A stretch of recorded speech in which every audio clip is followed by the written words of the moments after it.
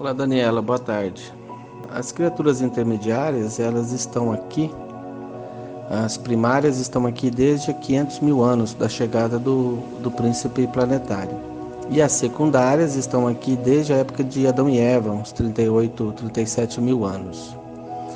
E o livro diz que eles são os verdadeiros habitantes do planeta, né? Os residentes do planeta. Porque, no final das contas, a gente nasce aqui e logo em seguida a gente vai embora. Então a gente não fica aqui, né? É só o nosso berço, é só o ninho, né? A gente nasce aqui e parte para a próxima. Bom, considerando que eles são os verdadeiros residentes do planeta e considerando também que Micael é o filho criador do universo inteiro, né? 10 milhões de mundos, e ele escolheu o planeta Urântia para viver a sua 7ª alta outorga. Ele já havia vivido 6 outras outorgas em outros mundos e ele veio viver a 7ª aqui. Então é um evento de grandeza universal, né? Afinal de contas, o filho criador do universo estava no nosso planetinha Urântia, o nosso tão fragilizado planeta, porque havia acontecido a rebelião, Caligasta se rebelou, Adão e Eva falharam.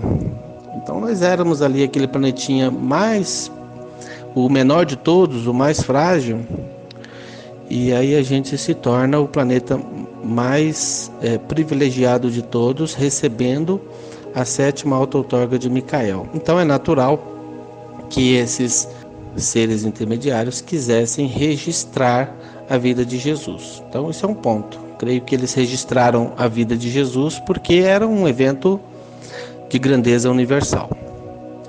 Bom, esses registros eles utilizaram como base tanto a perspectiva das criaturas intermediárias, que é uma perspectiva importante, mas eles também utilizaram a perspectiva humana através das anotações de André, que era o líder apostólico. Então tem uma outra perspectiva ali, a perspectiva de um humano olhando daqui de baixo, né? Além disso, eles também abriram mão das informações do ajustador do pensamento. O ajustador do pensamento que residiu a mente de Jesus, ele foi personalizado, né? Ele se tornou uma pessoa depois do batismo. Então, a visão de Deus, olhando do alto, né, do Espírito de Deus, que é o ajustador do pensamento, é um fragmento do próprio Pai Universal. Então, é uma visão olhando do alto mesmo, lá da pureza da realidade espiritual. E uma visão humana, através da pessoa de André, e a visão dos intermediários ali, que está a meio caminho. Então eu vejo que o registro que eles trazem é um registro bem significativo, porque traz essas visões unidas em uma narrativa só. Bom, qual é o objetivo deles? Como eu disse no início, a princípio, a intenção de registrar a figura do Filho Criador vivendo, assim como, sei lá, um presidente vai visitar uma cidadezinha, a imprensa local tem todo o interesse de acompanhar essa visita, seguir os passos, passo a passo do que ele vai fazer lá, né? Retratar o que aconteceu. Então eu entendo que os intermediários tinham esse objetivo. Bom, depois, com a vinda do livro de Urântia, foi dada a eles então a incumbência de transferir esses relatos, essas informações que eles tinham, para a língua inglesa, né? E que fosse entregue junto com o livro de Urântia, porque o livro de Urântia já tinha sido escrito, mas só tínhamos a parte 1, 2 e 3. E aí então foi assim, olha, vamos pegar o relato que os seres intermediários fizeram sobre a vida de Jesus e vamos incluir nesses escritos. Então a gente tem a parte 4. Qual a intenção dos reveladores? Creio eu. Eu estou falando de suposição, claro, né? A gente supõe. A suposição é que a vida de Jesus é o exemplo de vida para um universo inteiro, né? Quem dirá para um planeta. Então Jesus, quando viveu aqui a vida na carne, ele não estava vivendo apenas para Urântia. Ele estava vivendo, primeiro, a 7ª alta outorga, para que ele se completasse então como se tornasse um soberano universal e alcançasse a soberania do seu universo local. Além disso, depois que ele cumpriu isso ele cumpriu até o batismo. A auto-outorga estava cumprida ali até o batismo. Gabriel apareceu para ele e falou: olha, sua missão está cumprida, você já é o soberano do universo, sua 7ª auto-outorga está ok. Agora você está por sua conta. O que você vai fazer? Você vai voltar para a capital do seu universo? Você vai ficar aqui? E aí Jesus então decidiu: bom, eu vou ficar e vou tentar fazer algo, né, por esse planetinha aqui. É um planeta confuso, que o seu príncipe se rebelou, que Adão e Eva falharam. Então eu vou tentar transmitir a mensagem do Pai, o Evangelho. Qual é o Evangelho? O Evangelho é que todos são filhos de um único Deus e, portanto, somos todos irmãos e deveríamos viver assim, irmandade, né, como irmãos, assim como uma grande família. Esse é o Evangelho, né? Então Jesus, a missão dele não era assim, vou criar uma religião, vou criar um cristianismo, eu vou criar uma nova igreja. Não, a intenção dele era informar a humanidade, trazer essa boa nova, por isso chama Evangelho. Evangelho significa boa nova. Por quê?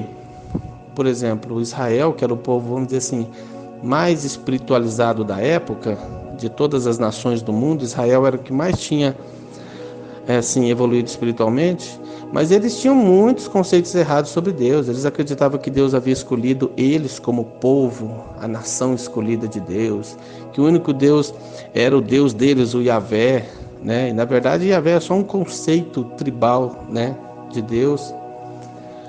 Mas eles acreditavam que por serem filhos de Abraão eles já estavam salvos. Então Jesus vem trazer uma mensagem diferente. Fala assim: olha, não existe judeu, gentil, estrangeiro, seja samaritano, seja romano. Gentil significa estrangeiro. Então não, Deus é o Pai de todos, seja judeu, seja gentil, não importa. Essa foi uma das mensagens que os judeus acharam mais estranha, né? Porque eles se achavam os preferidos e que os outros não tinham salvação. Bom, e aí tudo começou ali, com essa mensagem, a mensagem do Evangelho. Todos nós somos filhos de Deus e todos nós somos irmãos, e é assim que devemos agir, não importa se é judeu ou não.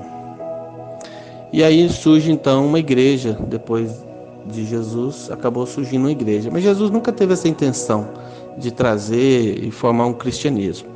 A mensagem de Jesus é essa, é a mensagem do livro de Urântia hoje, que renovou o Evangelho, que reinstaura a mesma mensagem inicial de Jesus. Todos nós somos filhos de Deus e todos nós somos irmãos e devemos viver como irmãos, em irmandade, né? Então Jesus não tinha um outro desejo, no sentido de criar religião, ou criar cristianismo, ou salvar a humanidade, morrer pelos pecados da humanidade, ou coisa desse tipo. Não. Tudo isso foi uma criação da religião, né? Então o que nós temos no livro de Urântia é para nos esclarecer. A parte 4 do livro é para dizer assim: olha, essa é a vida de Jesus. Ele veio aqui para isso, ele cumpriu dessa forma, ele viveu a sua vida em função, a serviço da humanidade, a ponto de dar a sua própria vida, né? Quando ele viu que a vida dele estava em risco, mesmo assim ele continuou, ele não fugiu, não escapou. Ele poderia ter evitado aquela morte, mas ele viu que aquele era o caminho de deixar a mensagem, de ir até o fim, de não desistir. E a mensagem foi aquela, e foi deixada. E ele conseguiu, que no final das contas ele dividiu o mundo em dois, né? Antes de Cristo e depois de Cristo. E a mensagem dele, mesmo mal pregada, mesmo pregada de forma deturpada, ainda assim foi capaz de mudar o mundo. O cristianismo mudou o mundo, mesmo com todos os seus defeitos. Do cristianismo de Paulo, o livro de Urântia coloca Paulo como um dos homens mais importantes da história, porque ele realmente conseguiu mudar o mundo, usando a vida de Jesus, os ensinamentos de Jesus, mesmo com as suas variações, ainda assim foi capaz de mudar o mundo, né? Eu não sei se era isso que você estava em dúvida, eu espero ter contribuído, e se tiver mais alguma questão, você pode enviar. Um grande abraço, boa tarde.